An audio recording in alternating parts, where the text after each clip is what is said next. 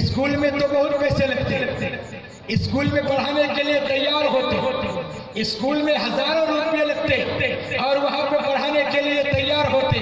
मदरसे में बिल्कुल मामूली सा पैसा लगता है, 100 रुपया लगता, 200 रुपया लगते, 250 रुपया लगता, 300 रुपया लगता, मगर इसको मदरसे में पढ़ाने के लिए तैयार नहीं और मदरसे में तालीम देने के लिए तैयार नहीं। मेरे भाइयों, अरे जिस तालीम के ऊपर आप पैसा खर्च कर रहे हैं, कसम खुदा की वो तालीम आप दुनिया के अंदर ही वो तालीम सिमट जाएगी, मगर ये तालीम, ये दुनिया की तालीम कब्र में काम देने वाली नहीं है और हशर में काम देने वाली नहीं है। जो तालीम आपको दुनिया में भी काम देने वाली है, कब्र में भी काम देने वाली है और जो तालीम आपको हशर में भी काम देने वाली है, लिहाजा उस तालीम के ऊपर कोई खर्चा नहीं जाना, उस तालीम के ऊपर में कोई पैसे का खर्च नहीं। 5,000 10,000 रुपया स्कूल में खर्च करते, मगर चंद पैसे, चंद फूटी कौड़ी आप मदरसे में खर्च करने के लिए तैयार नहीं होते।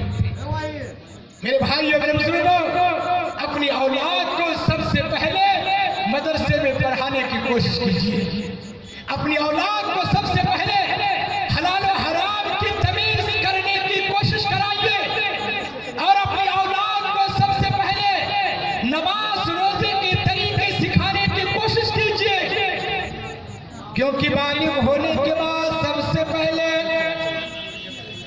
नमाज का हुक्म किया जाता है, नमाज पढ़ने का हुक्म किया जाता है।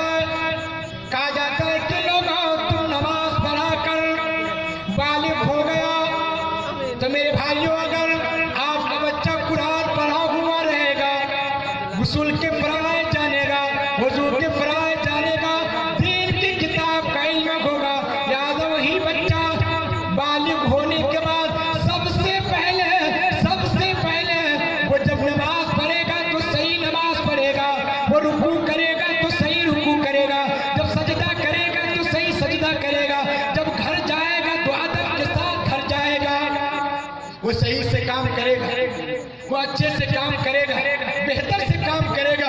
इसलिए मेरे भाइयों, मेरे बुजुर्गों, अपनी औलाद को सबसे पहले कुरान करीम की तालीम दीजिए, सबसे पहले हदीस की तालीम दीजिए और आप मदरसा जामियातुस सालिहा हरवा जाओ, जो कि जनाब हाफिज मंजूर साहब ने इसको कायम किया और अल्हम्दुलिल्लाह बड़े तमन्नाओं के साथ कायम किया है और बड़े अच्छे अंदाज के साथ ये कायम किया है। अल्लाह ताला ने कुरान करीम के अंदर फरमाया, तावनु अलल बिर्रि वत तक़वा वला तावनु अलल इस्मि वल उद्वान। कई लोगों, जो आदमी नेकी का काम करता है, अच्छाई का काम करता है, बेहतर काम किया करता है, लिहाजा तुम उसके साथ दिया करो और उसके साथ हो जाओ और उसके कदम पे कदम मिलाओ। तावन अलल बिर्रि वत तक़वा वला तावन अलल इस्मि वल उद्वान।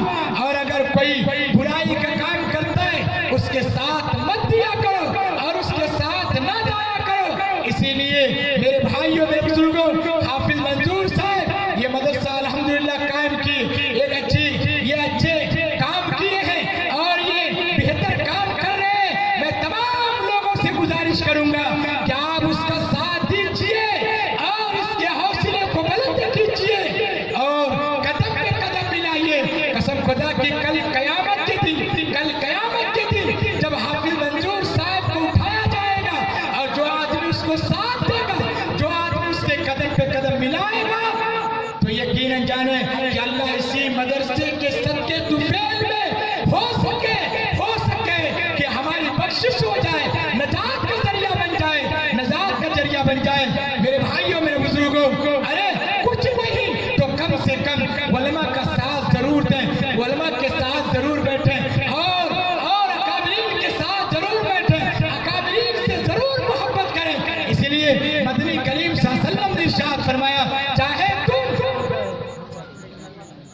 मुअल्लिम बनो, चाहे तुम मुतअल्लिम बनो या मुअल्लिम बनो, या मुअल्लिम के साथ रहो या फिर उनसे मोहब्बत करने वाले बनो, चाहे पढ़ने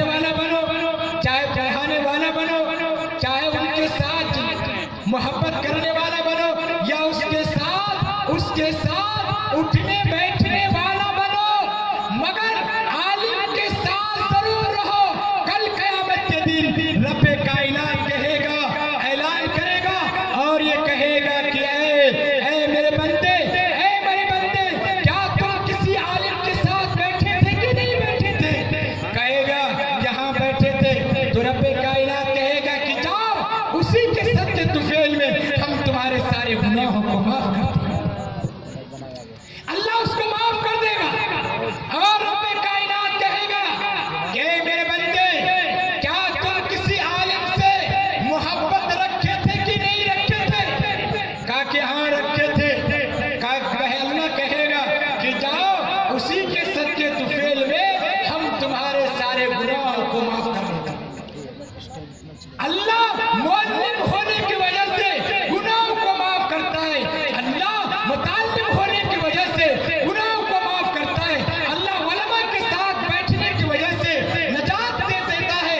और अल्लाह उलमा से मोहब्बत करने की वजह से अल्लाह उसको नजात दे देता है। इसीलिए मेरे भाइयों, मेरे बुजुर्गों,